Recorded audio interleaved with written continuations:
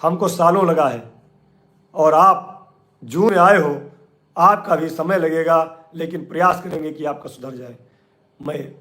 जितना धन्यवाद दूँ माननीय MLC जी को कम है। मैं उनको कुछ नहीं दे सकता, बस आप सब साथियों के आशीर्वाद से उनको दुआएं दे सकता हूँ। उनके लिए ईश्वर से प्रार्थना कर सकता हूँ कि वह जो हमारे लिए कर रहे हैं, हमारे 1.5 लाख परिवार के लिए कर रहे हैं, ईश्वर उनको सदैव स्वस्थ रखे और हमारा संरक्षक बनाए रखे, जिससे हमारी समस्याओं का समाधान जल्दी हो। उनके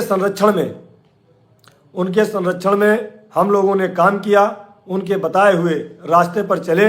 और 16 अक्टूबर 2024 को उन्हीं के दिशा निर्देश में, उन्हीं की अध्यक्षता में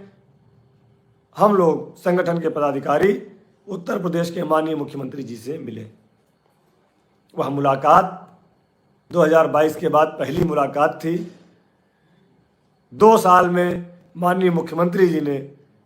समय तो दिया, लेकिन उन्होंने वह सारी बातें कहीं जो बातें उनके मन में थी। हम लोगों ने स्वीकार किया कि हमारे कुछ लोगों की गलतियां थीं, लेकिन महाराज जी उसमें 1.5 लाख शिक्षा मित्र परिवार पिस रहा है और पुरजोर वकालत हमारे माननीय MLC महोदय ने की,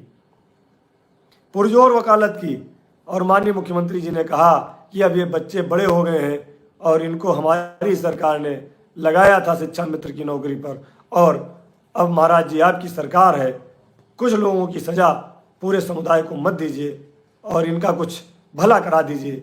माननीय MLC महोदय के एक एक शब्द जो माननीय मुख्यमंत्री जी से उन्होंने निवेदन किया, हम शिक्षा मित्रों के लिए हम कभी नहीं भूलेंगे। माननीय मुख्यमंत्री जी ने कहा था, हमने कई बार आपसे बताया कि आप लोग जो गलतियां किए हो, अब गलतियां मत करना,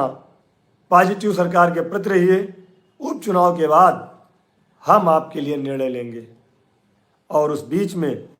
आपने देखा होगा माननीय MLC श्री चंद शर्मा जी के साथ, माननीय MLC श्री हंसराज विश्वकर्मा जी के साथ हम लोगों ने प्रमुख सचिव बेसिक शिक्षा माननीय बेसिक शिक्षा मंत्री जी से लगातार संपर्क समन्वय बना करके रखा और अपनी बातों को बताते रहे। जहाँ जहाँ जो चीज़ें शासन के अंदर भ्रांतियाँ थीं, जो सोच रहे थे कि इन समस्याओं का हल नहीं होगा, उनको माननीय MLC महोदय के माध्यम से हम लोगों ने खुल करके बात किया और उसका नतीजा ये था कि मूल विद्यालय वापसी, जिसको शासन सरकार मना कर रही थी, मूल विद्यालय के साथ साथ हमारी महिला बहनों को अंतरजनपदीय स्थानांतरण की भी सौगात मिली। तो ये सब चीज़ें पॉजिटिव वे में होते हुए, ये सब चीज़ें जब अधिकारी महोदय लोगों को समझाई गई और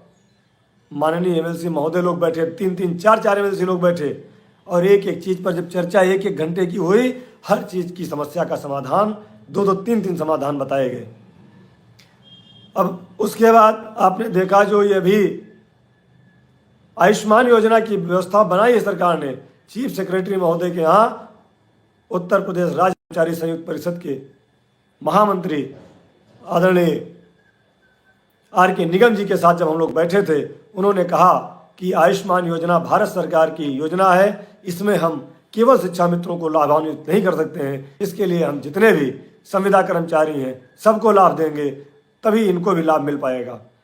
हम लोगों ने निवेदन किया, ठीक है सर, आप सबको लाभान्वित कर दीजिए, लेकिन हमारा भी ध्यान रखिए, हम लोगों का भी अब स्थितियाँ ठीक नहीं है। उन्होंने इस बात पे एग्री होकर के एक मीटिंग कॉल की थी और उस मीटिंग में उन्होंने चर्चा किया, जिसका रिजल्ट निकला कि अभी माननीय मुख्यमंत्री जी ने विधानसभा में घोषणा किया है